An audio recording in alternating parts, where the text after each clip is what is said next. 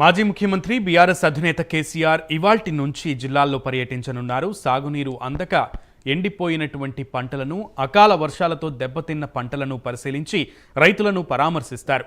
BRS అండగా ఉంటుందని వారికి భరోసా కల్పిస్తారు. తన పర్యటనలో భాగంగా నేడు ఆయన సూర్యాపేట, నల్గొండ, జనగామ జిల్లాల్లోని పలు మండలాల్లో పర్యటిస్తారు.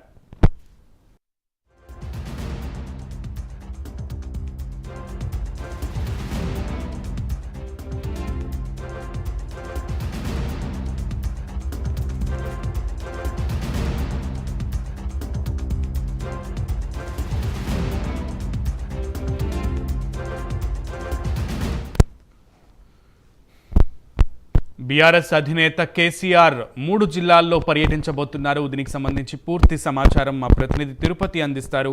తిరుపతి.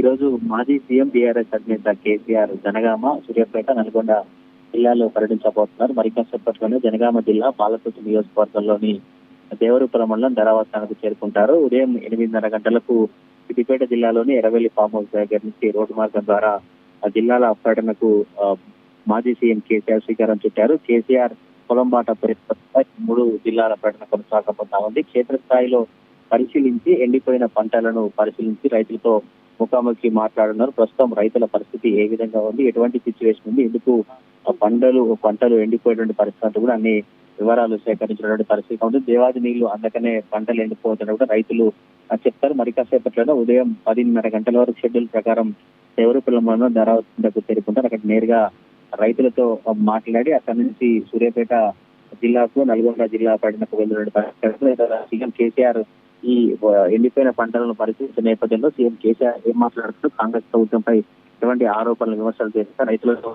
మాట్లాడిన తర్వాత మీడియాతో చర్చ సాగునీరు లేక ఎండిపోతున్న పంటలను క్షేత్రస్థాయిలో పరిశీలించి రైతులకు భరోసా ఇచ్చి రైతులకు ధైర్యంగా ఉండేందుకు బీఆర్ఎస్ అధినేత ఈ పర్యటన కొనసాగించిన పరిస్థితి కనబడుతుంది. అకాల వర్షాలతో నష్టపోయిన రైతుల్లో ధైర్యం నింపే లక్ష్యంగా కావచ్చు, ఇతర ఎండిపోయిన పంటలు కావచ్చు, రైతులకు ఎప్పుడు చూసినా బీఆర్ఎస్ పార్టీ అండగా ఉంటుంది. రైతుల పక్షాన బీఆర్ఎస్ పార్టీ, బీఆర్ఎస్ ప్రభుత్వం ఉంది. కానీ ఇప్పటికీ కూడా రాజకీయాలు, విమర్శలు ఇట్లా రాజకీయం పబ్బం గడుపుతున్నారు తప్ప పంట పొలాలను పరిశీలించడం కావచ్చు, ఎందుకు ఎండిపోతున్నాయి, సాగునీరు అందించేటువంటి దృష్టి పెట్టడం కావచ్చు, ఇటువంటి చేస్తున్నటువంటి కాంగ్రెస్ నేతలపై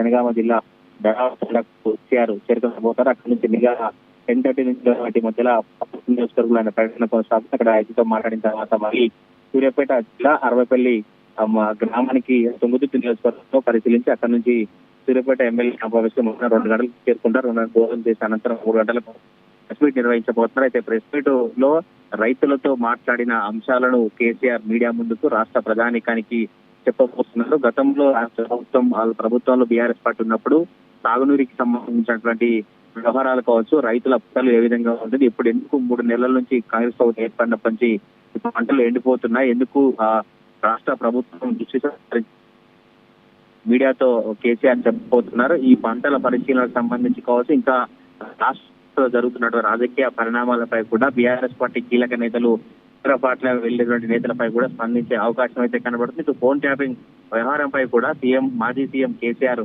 ఏం మాట్లాడబోతారు, అసలు ఈ ప్రస్తుత రాజకీయ పరిస్థితులు ఏ విధంగా ఉన్నాయి, పార్లమెంట్ ఎన్నికల ముందు ఈ కేసీఆర్ జిల్లాల పర్యటనకు సంబంధించి ఏం చెప్పబోతారు అనే చూసుకుంటే మరి కాసేపట్లోనే ధరావస్థ నాకు చేరుకుంటారు. Sunil. Right Tirupati, thank you.